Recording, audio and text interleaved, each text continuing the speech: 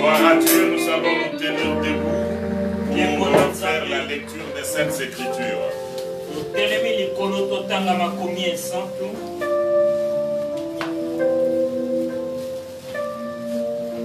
Nous allons prendre le livre des Actes des Apôtres au chapitre 2e.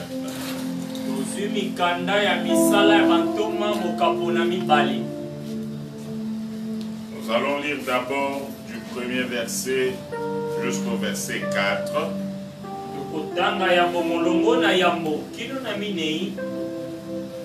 Et nous allons sauter pour lire verset 37 jusqu'au verset 40.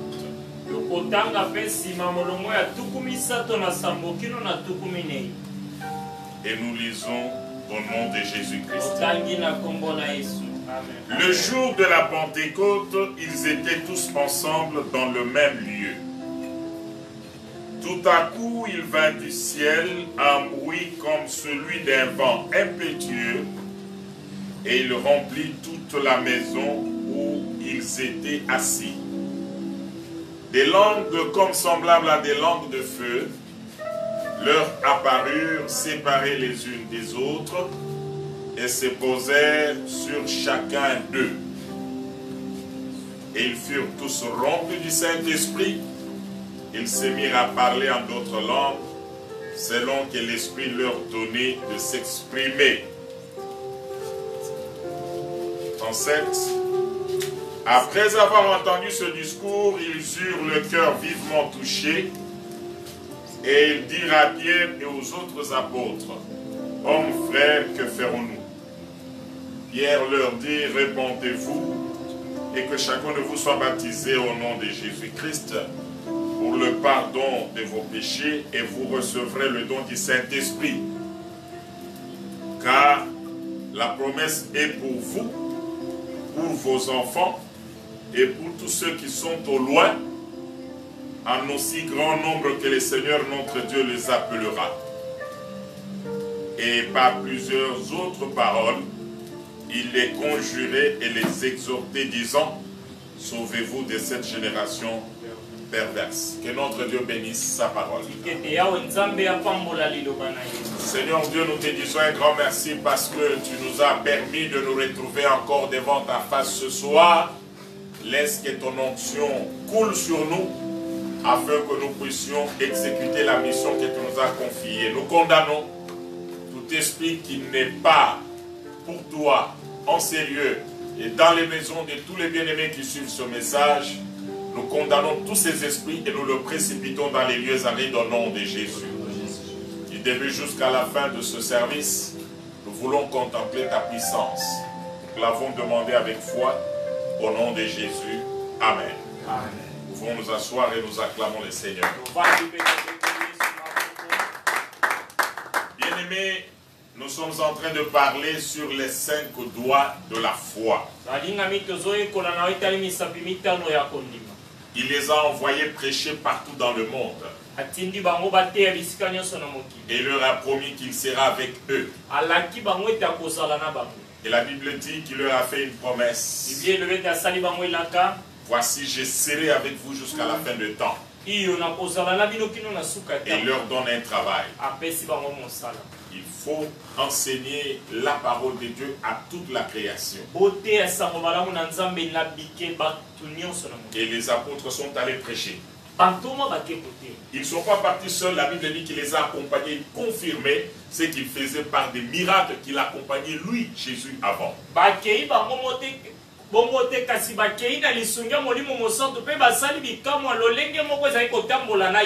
Il leur avait donné une mission, pas seulement de prêcher, de préparer aussi ceux qui vont croire à pouvoir opérer dans la foi.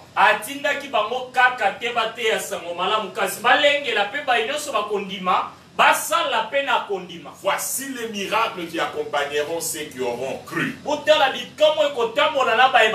Il en a cité 5. Ces miracles, nous les appelons les doigts de la foi. Nous les appelons les œuvres de la foi. Et ça doit obligatoirement accompagner tout celui qui croit.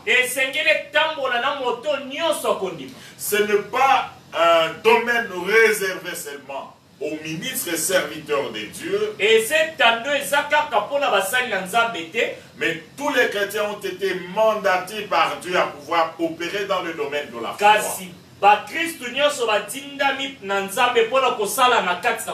Alléluia. Amen.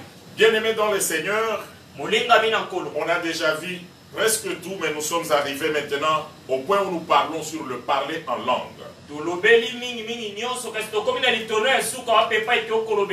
avions commencé par dire qui est le Saint-Esprit. Nous avions démontré que le Saint-Esprit c'est Dieu lui-même habitant dans l'homme et se manifestant par des opérations multiples. Nous avons démontré cela dans les Écritures. Et nous sommes passés au deuxième point où nous vous avions parlé des activités principales du Saint-Esprit dans la vie du chrétien. Première activité, le Saint-Esprit, quand il viendra, il va nous conduire dans la vérité. C'est-à-dire, il nous prêche la parole, il nous convainc avec la parole produit la foi en nous, et il nous donne la capacité d'accomplir cette parole-là. Et quand on accomplit la parole, c'est ça que la Bible appelle les fruits de l'Esprit. C'est le Saint-Esprit en nous. Il nous conduit, produit les fruits. Et la deuxième activité, c'est le Saint-Esprit sur nous. Sur la puissance. Là, c'est quand il opère au travers de nous dans sa puissance. Ce sont les dons spirituels, c'est les ministères et toutes les grâces qui se manifestent sous la puissance du Saint-Esprit.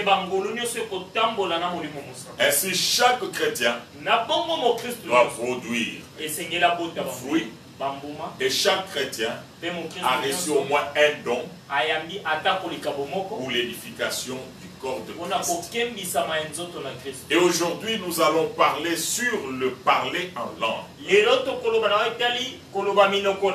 Et ça a commencé comment? C'était le jour de Pentecôte. Ils avaient reçu une promesse. Ne quittez pas Jérusalem. Attendez jusqu'à ce que la promesse du Père s'accomplisse. Jean a baptisé d'eau. Mais vous, dans les quelques jours qui viennent, vous serez baptisés du Saint-Esprit.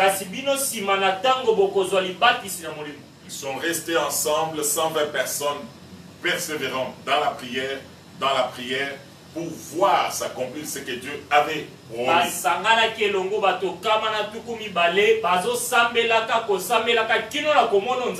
Un jour, alors qu'ils étaient tous réunis dans la chambre haute en train de prier, la Bible dit que d'un coup, ils ont entendu un bruit qui venait du ciel. Et ce bruit était d'un vent impétueux. Un vent violent. Et tout de suite, ils ont vu une grande flamme de feu entrer dans la salle. Et cette flamme de feu s'est séparée pour se poser sur chacun d'eux. Chacun avait sur sa tête une flamme de feu. La Bible dit tout de suite ils furent tous remplis du Saint-Esprit. Et ils se mirent à parler d'autres langues selon que l'Esprit leur donnait de parler. À partir de ce texte, nous voyons une expérience initiale. L'accomplissement de la prophétie que Dieu avait donnée par Joël.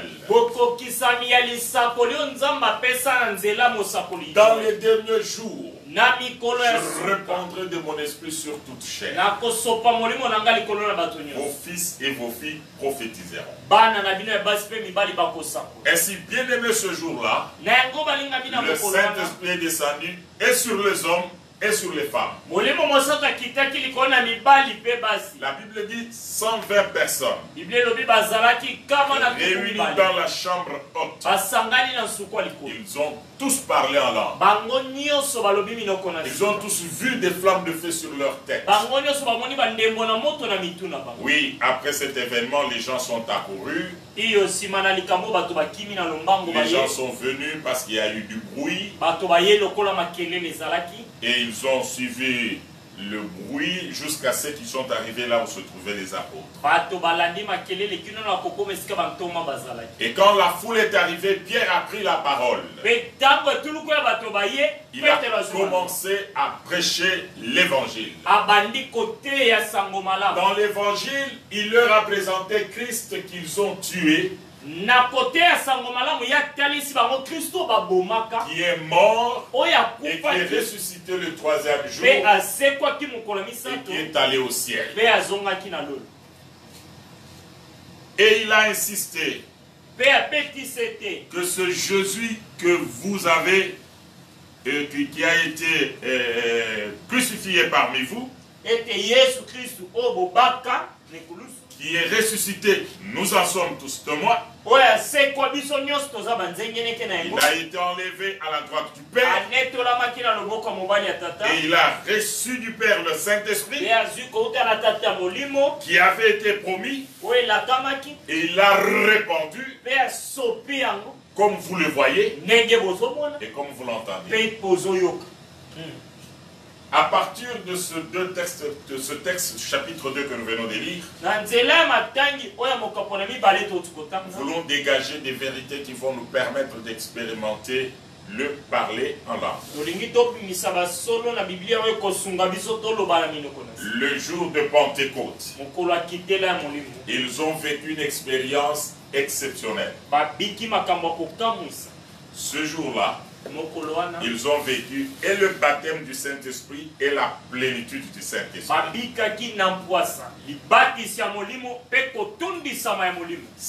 Ce sont deux expériences différentes et distinctes. Par le baptême, le chrétien est incorporé dans le corps du Christ.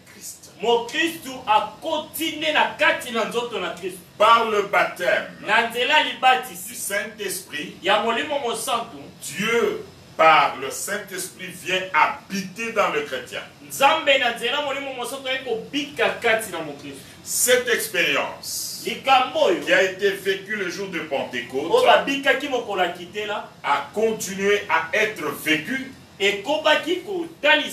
chaque fois que l'évangile était prêché, le cœur vivement touché, passé par la foi dans l'œuvre du Golgotha,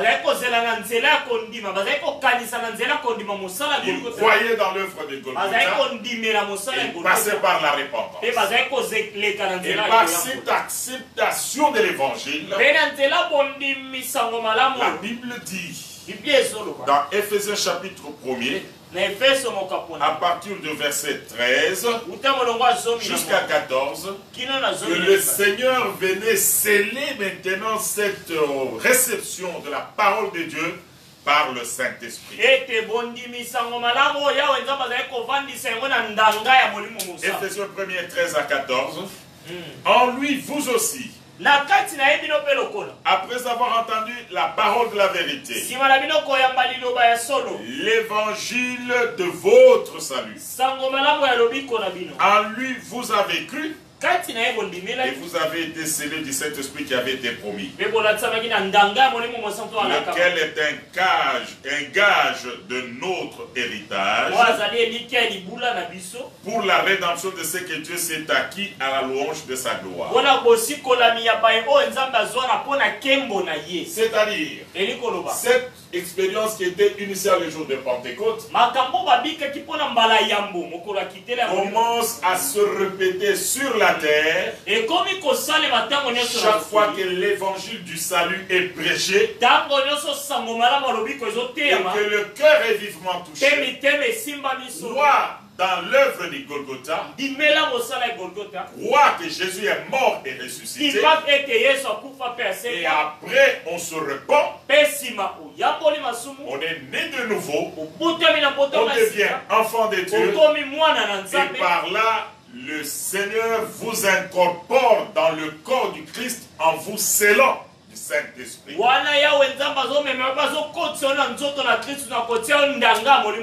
Ainsi, recevoir le Saint-Esprit, c'est une expérience surnaturelle qui se passe au moment de la nouvelle naissance. De la même manière que la nouvelle naissance nous incorpore dans la famille de Dieu, le Saint-Esprit vient sceller cela. C'est ce que la Bible appelle le baptême du Saint-Esprit. Mais le jour de Pentecôte, le baptême a été accompagné de la plénitude du Saint-Esprit. C'est ainsi que la Bible déclare, quand le Saint-Esprit est descendu sur eux, ils furent, c'est le verset 4, ils furent tous remplis du Saint-Esprit. C'est la plénitude qui a été accompagnée de signes de la foi, qui est le parler en langue.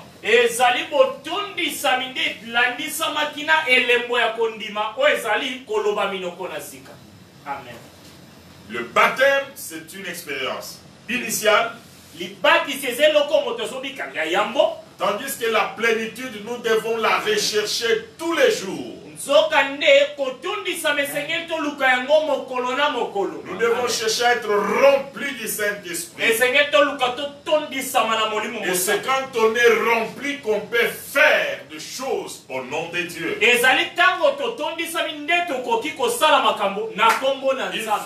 Il ne suffit pas seulement d'être chrétien, mais il faut être un chrétien rempli du Saint-Esprit. Alléluia. Amen. Alors il y a maintenant une vérité que nous devons explorer ici. Chaque fois qu'il y a eu la plénitude du Saint-Esprit, il y a eu une expérience inhabituelle que nous appelons le parler en langue.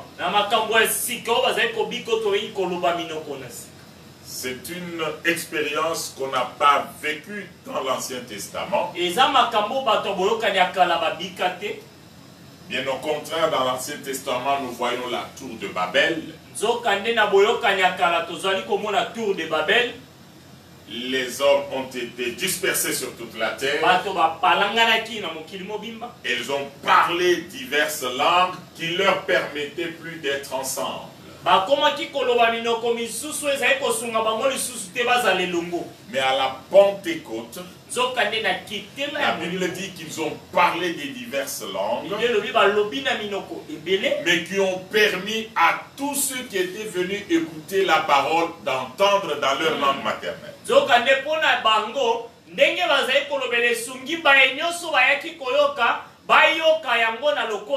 Le baptême vient réunir tous les croyants et tous les chrétiens dans un même corps.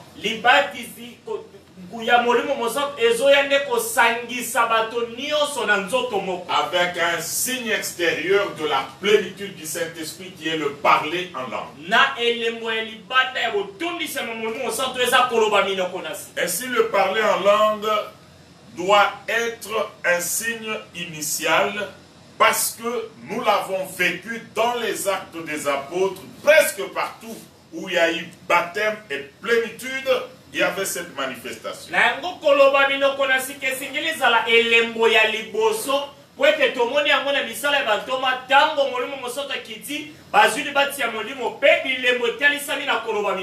C'est un des signes qui doivent différencier les églises mortes et les églises qui sont nées après la Pentecôte.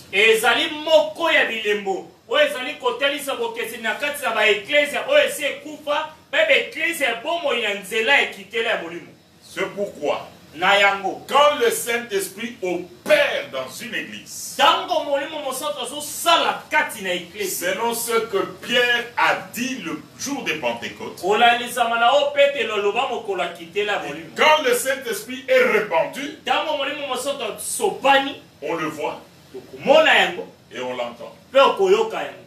Amen. C'est-à-dire le Saint-Esprit doit être à l'œuvre au moyen des dons. Quelque chose de très important. Tous ceux qui n'avaient pas fait cette expérience de recevoir le Saint-Esprit, ils se voyaient étrangers par rapport à ce qui s'est passé.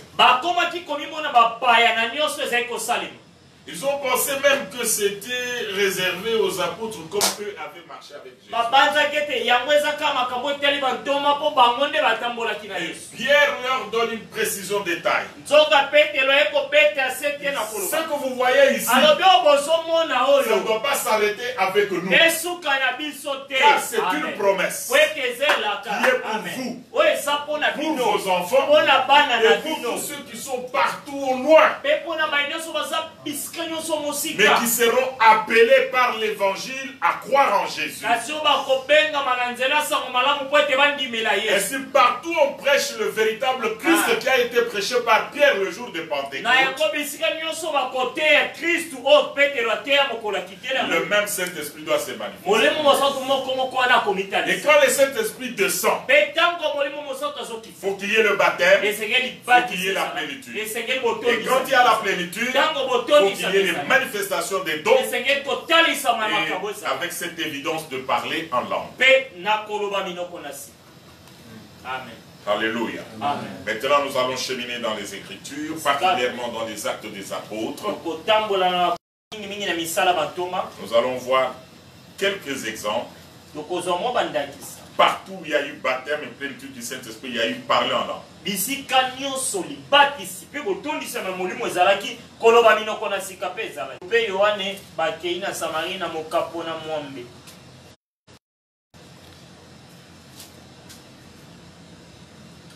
La Bible dit, apprit que la Samarie avait reçu la parole de Dieu, y envoyèrent Pierre et Jean.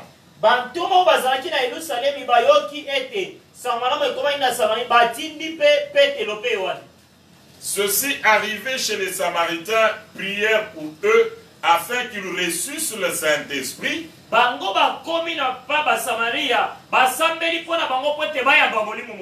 Car il n'était pas encore descendu sur aucun d'eux. Ils avaient seulement été baptisés au nom du Seigneur Jésus. Ils ont pris le baptême d'eau. Ils ont accepté Jésus. Mais ils n'ont pas fait l'expérience du Saint-Esprit. Comment les apôtres ont-ils vu que le Saint-Esprit n'est pas encore descendu? Parce qu'il ne s'est manifesté pas. Là où le Saint-Esprit opère, il doit se manifester. Il se manifeste par des dons spirituels. C'est ainsi que les apôtres à partir de Jérusalem ont compris que Samarie a reçu la parole, mais pas le plein évangile.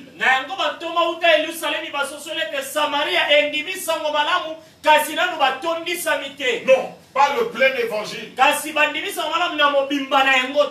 ils ont envoyé Pierre et Jean. Vous avez très bien fait pour avoir accepté Jésus. Mais il vous manque quelque chose. Aujourd'hui, nous allons prier sur vous. Et ce qui est arrivé avec nous le jour de Pentecôte va se manifester sur vous. C'est ainsi qu'au verset 17, la Bible dit, alors Pierre et Jean leur imposèrent la main et ils reçurent le Saint-Esprit. Alléluia. Amen. Donc là où l'évangile est prêché, il faut qu'il y ait la manifestation de la présence du Saint-Esprit. On doit voir le Saint-Esprit à l'œuvre. Il y a eu quelqu'un qui a pensé que comment expliquer que les apôtres arrivent, ils prient, il y a des manifestations des dons, c'est que je peux acheter aussi ce pouvoir-là.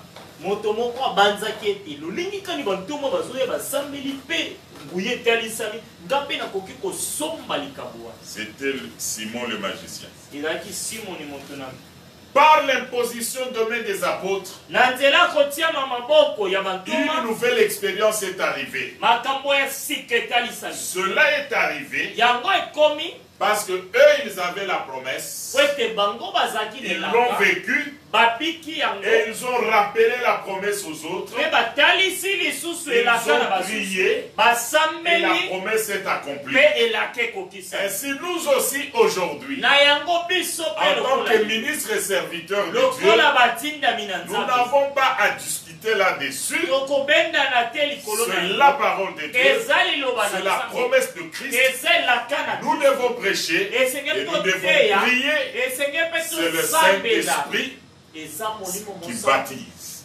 C'est Jésus qui baptise dans le Saint-Esprit. Et c'est le Saint-Esprit qui donne le parler en langue. Deuxième exemple. Au chapitre 10. Chez Corneille, qui n'était pas un juif. Le premier païen à être converti. Il a reçu une vision de recevoir Pierre chez lui. Et Pierre a reçu aussi une vision d'aller chez Corneille. La Bible dit que le Seigneur Dieu avait vu que Corneille était un homme pieux. Il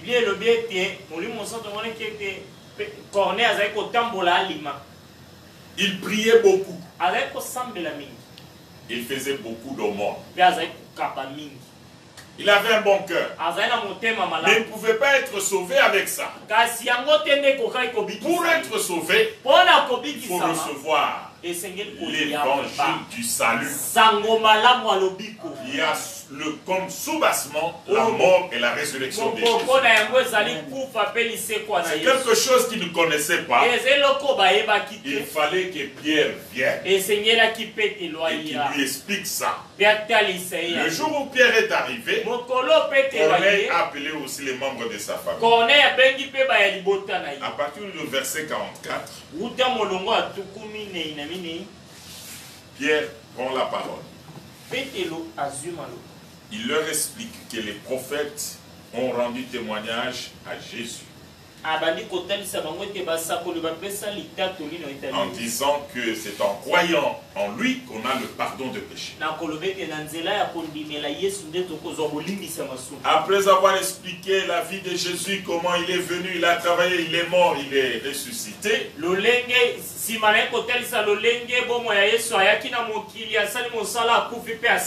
il descend pour dire tous les prophètes de l'Ancien Testament ont rendu témoignage de lui.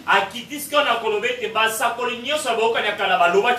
ont confirmé que pour avoir le pardon de péché, il faut seulement croire en lui.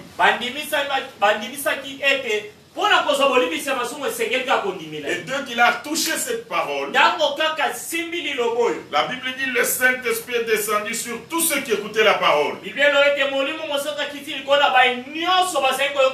Et tous les chrétiens qui avaient accompagné Pierre étaient très étonnés de voir que le don du Saint-Esprit était répandu aussi même sur les païens.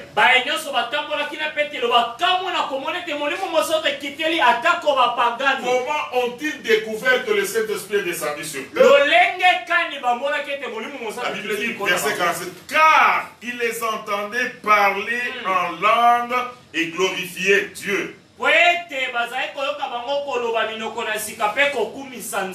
Ainsi, partout où il y a eu cette manifestation pour la première fois du baptême et de la plénitude du Saint-Esprit, il y a eu le parler en langue et les hommes et les femmes glorifiaient Dieu. Pierre était étonné. Il a dit aux autres chrétiens, le Saint-Esprit que nous on croyait que c'était un privilège pour nous, mais Dieu leur a accordé. Qu'est-ce qui va nous empêcher qu'on leur donne le baptême d'eau? Et la Bible dit, sur place, on les a amenés pour les baptiser au nom de Jésus-Christ. Ainsi, bien aimé dans le Seigneur, là où l'évangile est prêché et que les gens se convertissent, le Saint-Esprit vient sceller la foi et la repentance. C'est la nouvelle naissance. Et le Saint-Esprit vient comme un sceau pour le jour de la rédemption. Maintenant, il faut que ce travail qui s'est fait à l'intérieur soit visible dans la vie du chrétien et dans la vie de l'Église. Ainsi, le signe extérieur qui démontre que quelque chose de surnaturel vient de se passer, c'est le parler en langue. Un autre exemple, chapitre 19.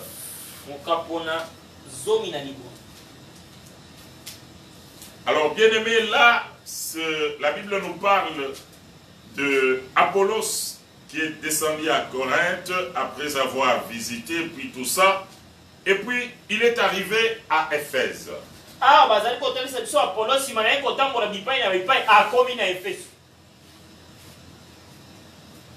Quand il a rencontré qu'est-ce que je suis en train de dire? Pendant qu'Apollos était à Corinthe, Paul, après avoir parcouru les hautes provinces de l'Asie, arriva à Éphèse. Ayant rencontré quelques disciples, il leur dit. C'est-à-dire, il y a eu des apôtres qui sont passés par là pour prêcher la parole. Apollos est parti aussi dans ce coin-là, il a prêché la parole. Beaucoup de gens se sont convertis. Maintenant, Pierre aussi est passé par là. Plutôt, Paul est passé par là. Il arrive à Éphèse. Il trouve que beaucoup de gens s'étaient convertis au christianisme. Ils adoraient Jésus, ils parlaient de Christ.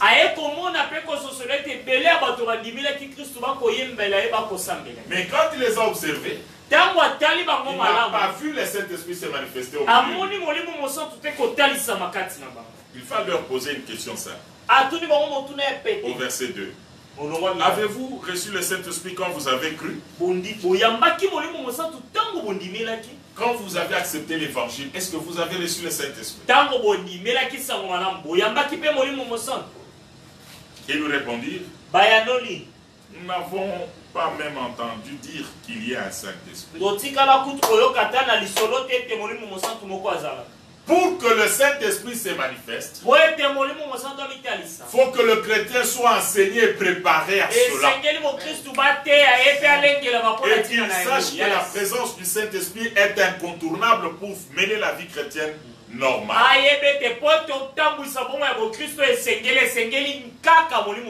Vous ne saurez pas marcher dans la vérité sans le Saint-Esprit. Et pour qu'il marche avec vous, il faut qu'il soit en vous et qu'il soit aussi sur vous. Et il doit se manifester. Il doit se manifester par des dons, pas de manifestation extérieure. Alors, il lui pose la question, mais vous, c'est quel genre de baptême vous avez reçu? Ils ont dit le baptême des gens. Ils disent non, vous devez prendre maintenant le baptême au nom de Jésus. Alors, quand il les a baptisés au nom de Jésus,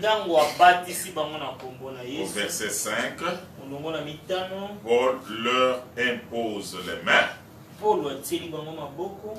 Et le Saint-Esprit vient sur eux. Et ils parlaient en langue et prophétisaient. Ils étaient à peu près 12 personnes. Donc, l'Église ne doit pas se limiter à déclarer des choses, mais elle doit vivre la manifestation de la puissance du Saint-Esprit. Dans l'Église, quand un païen arrive, il faut qu'il trouve les manifestations du Saint-Esprit.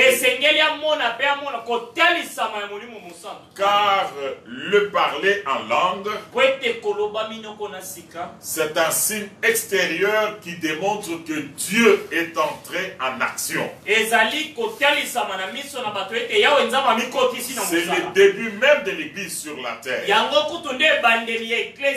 Et la promesse n'est pas seulement pour les apôtres et l'Église primitive,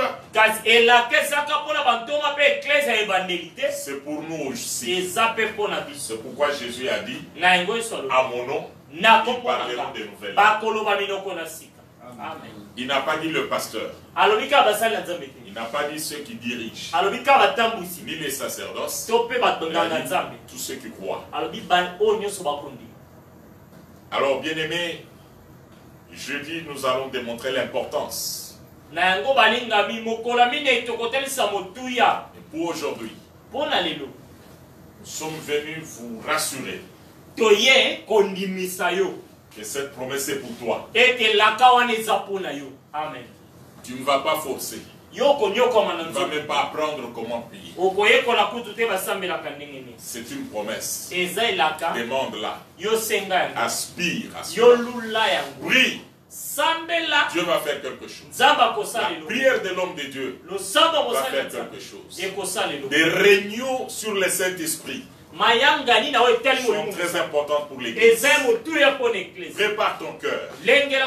Ce soir, nous allons te conduire dans la prière. Nous allons prier pour toi. Peut-être tu nous suis à distance. Le Saint-Esprit peut te toucher. Peut-être tu nous suis à distance. À partir de cet enseignement, change ta façon de voir les choses.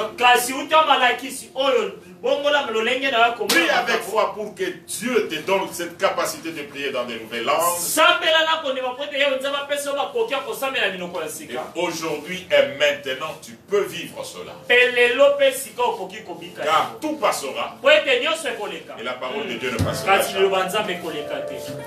Nous mettons debout et nous préparons nos cœurs avec ces cantiques.